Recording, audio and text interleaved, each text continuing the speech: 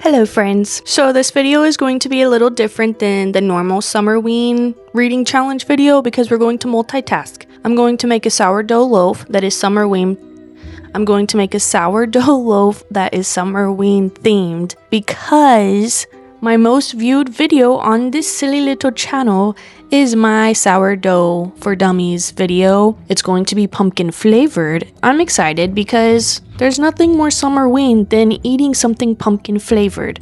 And I think I'm also going to make like a pumpkin butter or like a pumpkin whipped topping of some sort to put on the bread. But yes, while I'm making this Summerween bread, I'm also going to be listening to my Summerween audiobook, How to Survive a Slasher. It is very good. I'm halfway through and I highly recommend it to all of you, and I will try to describe my sourdough steps as best as I can. I feel like I did not do a good job at that. The last sourdough video I made, I kind of just rambled, which is what I'm best at. I'm best at rambling and not making sense. So yeah, if I do that again, I'm sorry, but I hope you still enjoy the video. Alrighty, let's go make some bread. This is your starter, this big jiggly, gross, bubbly stuff. And basically, I just took this out of the fridge, oh look at that, this morning. And I put probably a cup or two of flour. And then I filled up the water to about 1 cup, I think. And it already grew double in size, and it is alive. It's bubbling like a little monster. But yeah, I was gonna wait to bake tomorrow, but this honestly looks like it might be ready. So I might start getting my dough ready now. But yeah, if you have a starter or if you want to make a starter, you just take some flour and some water, about equal parts of both, or until you have a thicker pancake consistency. Maybe even a little thicker depending on how thick you want it. And then you'll feed it every day, and every day you'll also dump a little bit out. And then once you get a really nice starter, you can start leaving it in the fridge until you're ready to bake with it. And then just to wake it up from the fridge, I fed it some warm water and some flour, and then it grew. So that's all you have to do. Alrighty, so I'm going to get this dough ready. I'll probably do most of this as a voiceover just so I can listen to my Summerween audiobook. But if you guys have any questions in the comments, just let me know. I can always make another one that's more hands-on, going in depth of how I do things. But this is just mostly for fun Summerween vibes. Okay, let's get to baking.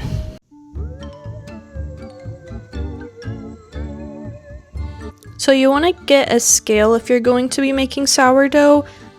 Most recipes are in grams, and it's just more easier to use a scale, and I feel like it's more accurate as well. So this is me just adding in my water.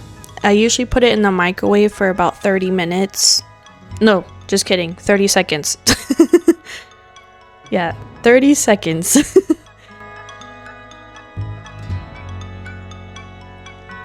And then it's time to put in your starter. I kind of change up my ratio just depending on the recipe, but for this one I did about 130 grams of sourdough starter, and you can tell if your starter is ready because it will usually float in the water.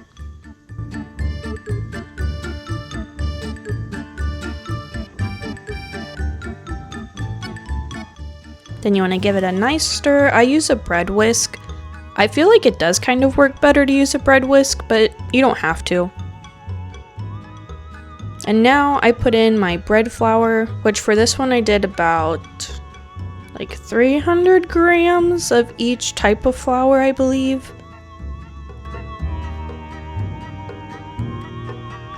And also, you can add the pumpkin puree to the water base if you'd like. I forgot, and you'll see that later on. I added it after this step. See, right now I'm adding my pumpkin, which is kind of bizarre to add it with the flour. So I mean, it still works, but a lot of people add the pumpkin before the flour.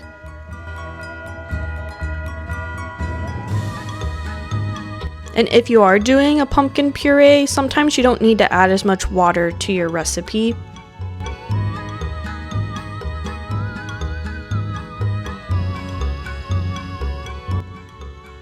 Now I'm just going in with my honey, cinnamon, ginger, nutmeg, sea salt, and vanilla. I just wing it. I don't have any measurements for this, so do whatever works for you.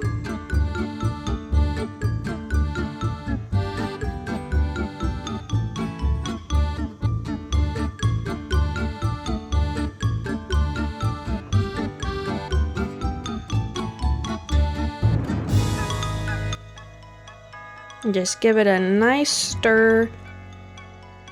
It's kind of hard to stir with the bread whisk once you add all of your other ingredients, so I get in there with my hands and I kind of knead the dough.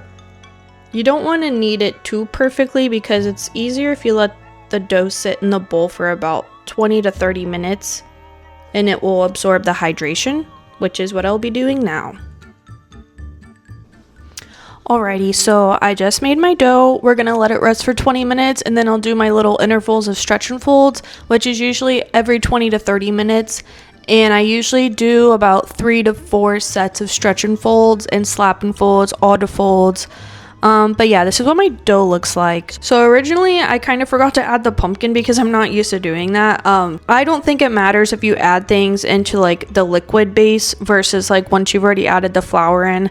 As long as you mix it in there good, it doesn't matter. So I added some pumpkin, salt, a little bit of honey, cinnamon, nutmeg, and ginger because I like it to have more of like a gingerbread pumpkin kind of taste. So that is what we're working with, and I will visit this again in about 20 to 30 minutes. I actually decided to go ahead and make this pumpkin whip topping or spread for the bread so that I can just get this out of the can and not let it sit. So let's go ahead and make that. I'm gonna do all the mixing in this big bowl, and then I'm going to transfer it into this cute little pumpkin bowl. So that would be perfect. I only used half of the can, or maybe a little bit more than half for the bread, so I'm just gonna throw the rest of this in here. I just wing everything. I never measure. Well, I measure like the main ingredients, but for like toppings like this I don't usually measure. And then actually I'm gonna do a separate bowl to do the whipping cream real quick. I'm just gonna do the majority of it. I'll save some for when I make some soft top for my coffee. But I got this cool handy dandy electric whisk thingy. It's like from a Drew Barrymore cooking line. But it does come in handy.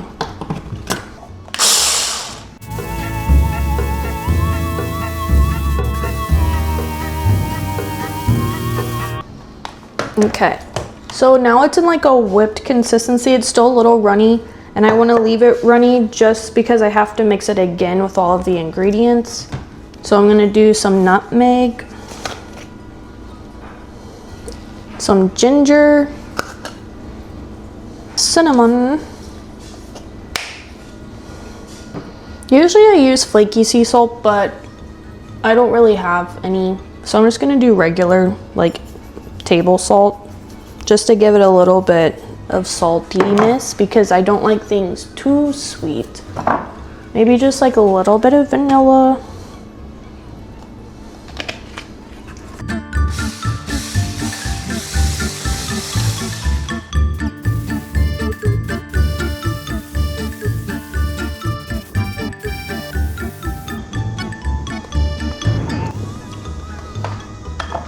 I forgot a very important ingredient. If you're gonna be making like a whipped topping, you always need powdered sugar, and I completely just forgot. So it's just very pumpkin-y with no sweetness. So I'm just gonna sprinkle some in.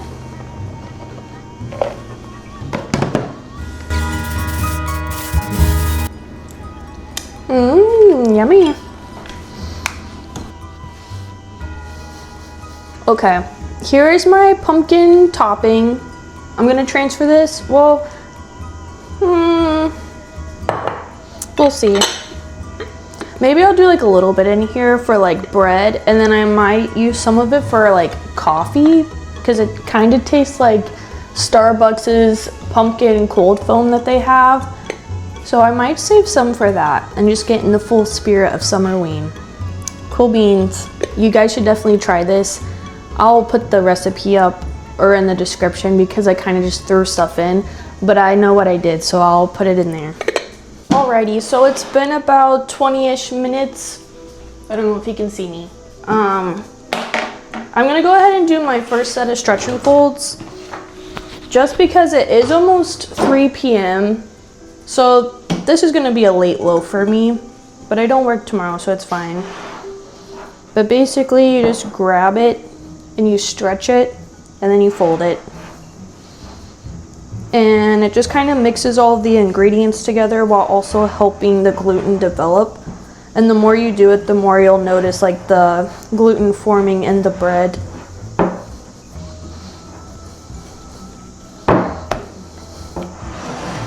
And then make sure you have a clean countertop if you're going to do this. I just like to kind of throw it down. Do like little slap and folds. I feel like it helps mix it better and faster than a stretch and fold.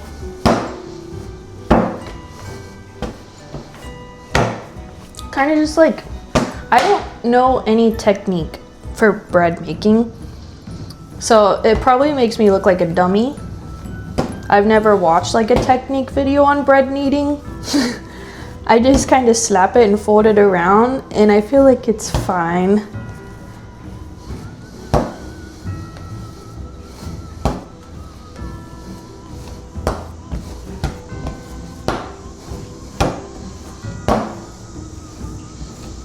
Cool beans. Okay. So I'm gonna sit it back in the bowl. We'll let it rest for like 25 minutes. And then we'll come back and do some more.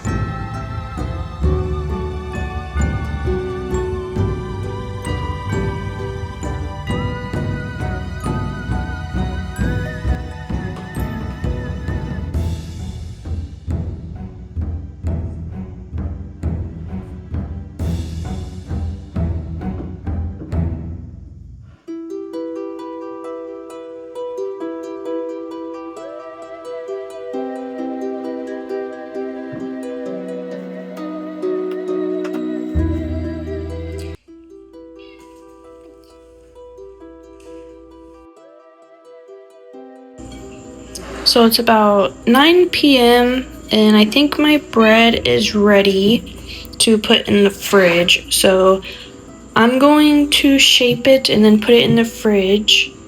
I'll try to show that if I can, but I don't have my tripod right now. I usually put a little bit of flour down and I just scoop it out a little bit.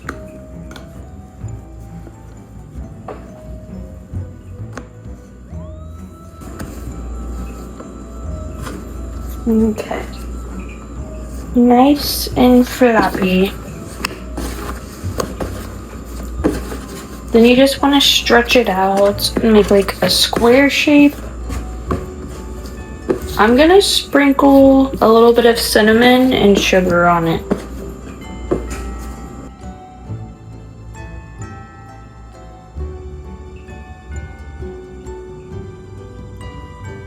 And I'm gonna do brown sugar, I think.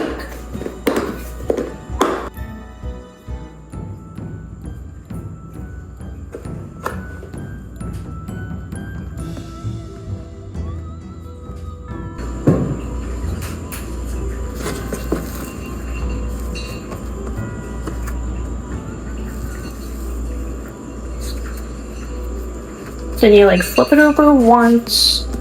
And I'm gonna flip it over again.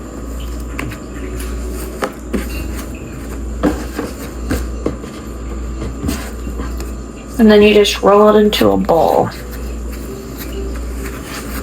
Like this.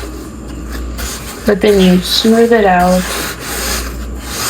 Push, pull, push, pull.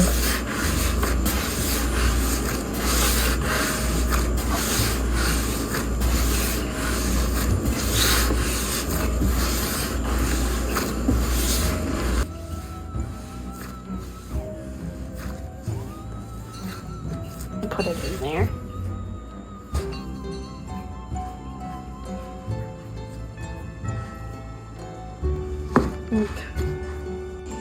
Okay, so I've put it in its little basket. I'm gonna put like a cover on top of it and let it sit in the fridge overnight, and then I will bake it and we'll put a little spooky Summerween design on it.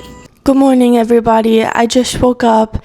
It's like 8 a.m. right now, and I usually try to bake my bread, or at least preheat my oven pretty early, because the bread does have to bake for around like an hour-ish, and I want to go Summerween shopping today before my partner gets off work. So I'm going to bake this bread, and then we're going to go Summerween shopping. I'll probably put that in a different video though, because I don't want this video to be too crazy. But yes, I have it preheated at 470. Sometimes I'll do 480 just for like the initial temperature. Then you'll put the bread in the oven with like the Dutch oven lid on.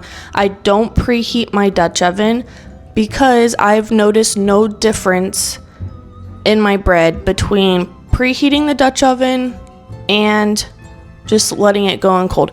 If you don't know what a Dutch oven is, let me show you. This is a Dutch oven, just a big like cast iron pot, or sometimes they're like ceramic, but they're big chunky dudes, and basically it just, I don't know, it's good for baking bread. I just got it because that's what everybody else is using for their sourdough.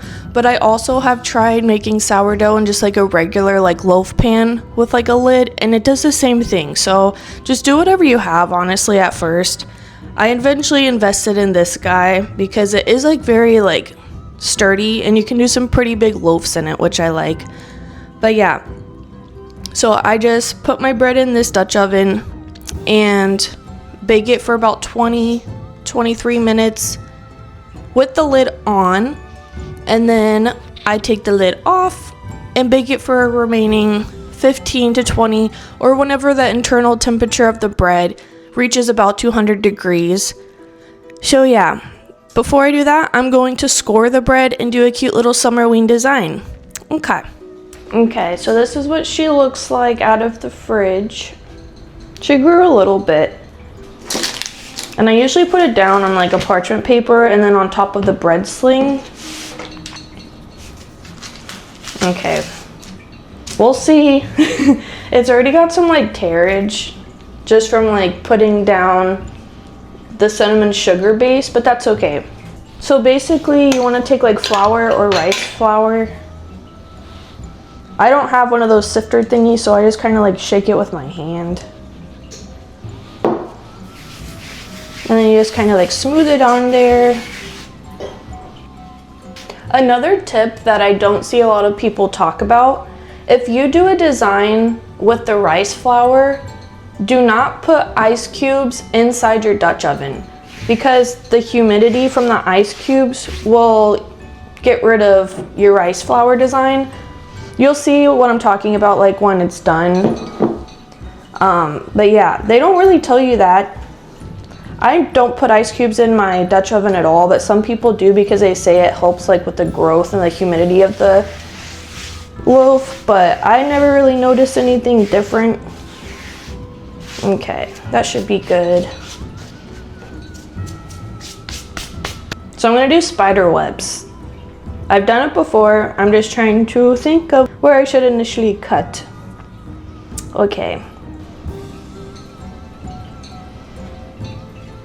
Because you want to do like a big initial cut, and I usually do like a cross pattern, because that's where your bread's going to open up.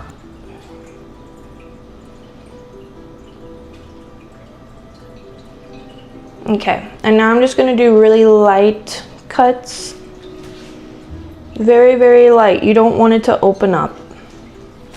I've made this mistake a lot, and I'll probably make it again during this one. See, I just did it. It's so hard because like the bread is so like fragile.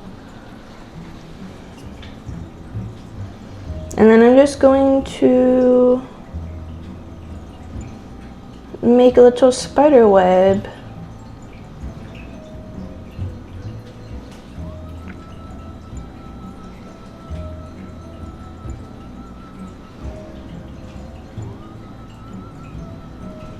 So the reason you add the flour is basically these little lines are kind of going in between the flour so that when it bakes, you should be able to see the spider webs better.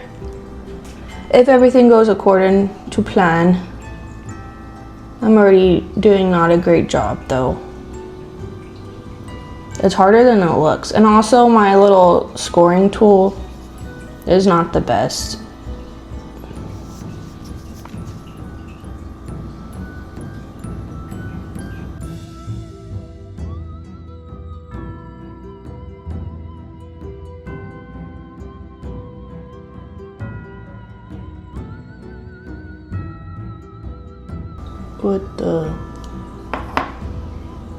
Okay, so I guess the brown sugar is leaking. So I'm gonna get this in the fridge, or not the fridge, sorry. I'm gonna get this in the oven.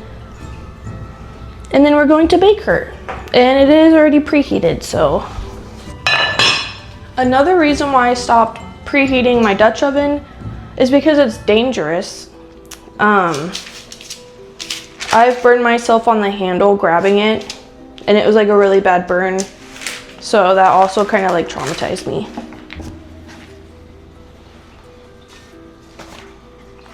This is gonna be a surprise. I don't know if it will be good or bad, but we'll see. And while we wait for the bread to bake, I'm going to make some coffee.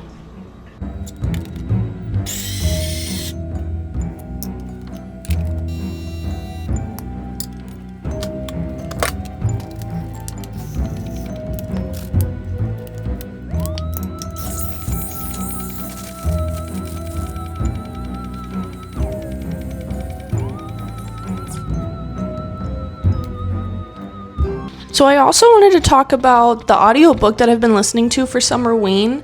It's very good. It is a slasher-esque, like Scream type of story, except you are being chased by a guy in a wolfman mask, which is honestly terrifying to me.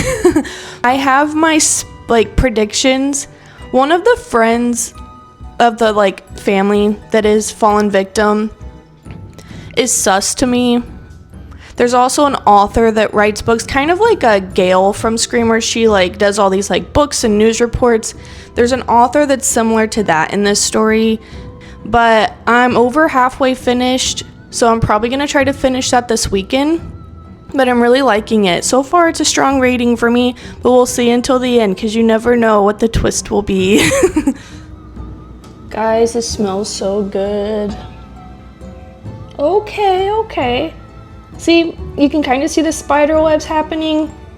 Cool beans. Okay.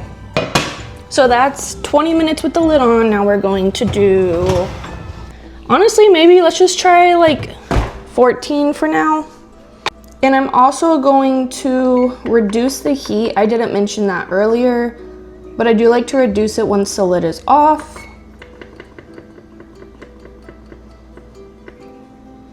Yeah, let's just try this and then I'll check back in.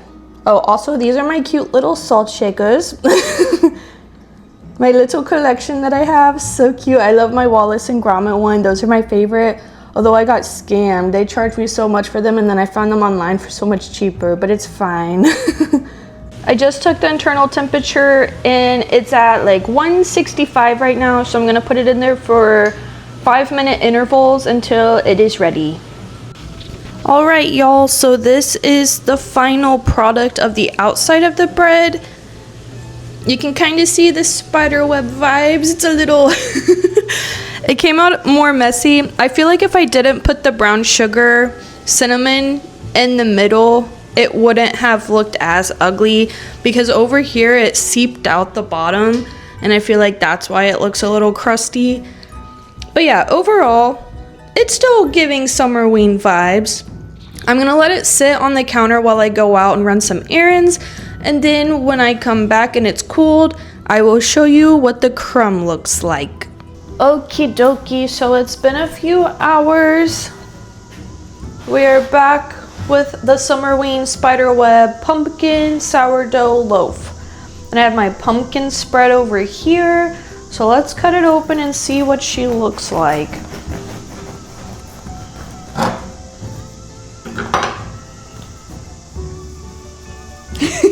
My like swirling technique is not good.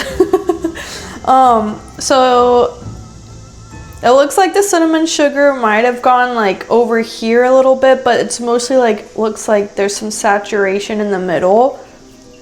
But yeah, there's some on the bottoms too. But yeah, that's my loaf. My loaves are never like super pretty on the inside, unfortunately. I'm still working on that. But that doesn't mean that they don't taste great. So let's cut some up and put some on.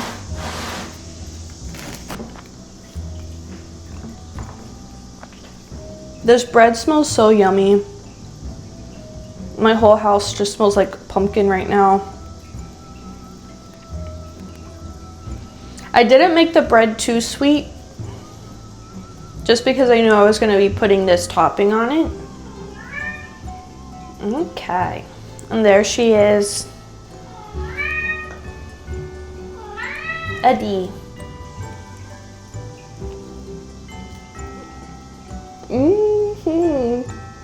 I wish you guys could try this. Well, you can try making it. I'll link it all down in the description. 10 out of 10 recommend. Just for like a little dessert bread, or even just like, I don't know, a little snack.